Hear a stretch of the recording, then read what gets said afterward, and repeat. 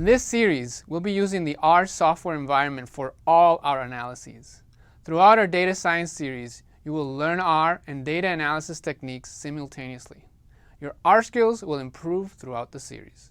So in this course, rather than cover every R skill you need, we provide the building blocks so you can grow your knowledge as you go through the series.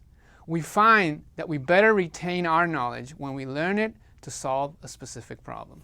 As done throughout the series, in this course, we will use a motivating case study. In this case, it's related to crime in the United States.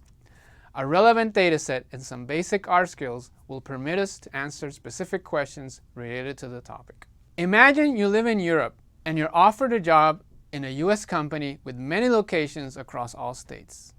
It is a great job, but news with headlines such as US gun homicide rate higher than other developed countries have you worried.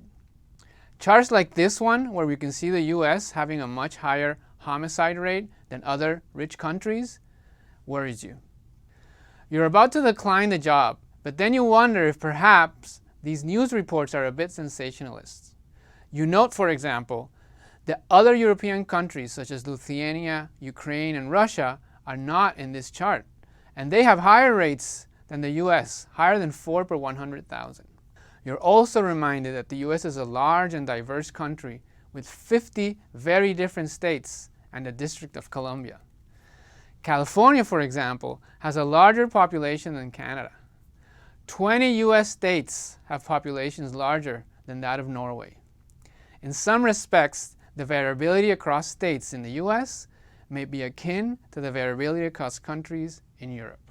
So back to your job. You have options of where to live and want to find out how safe each state is. We will do this using R. We will examine data related to gun homicides in the US.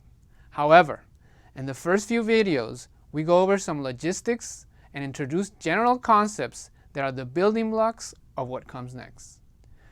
It will not be immediately obvious how all these concepts are useful, but later in the course and later in the series, it will become clear.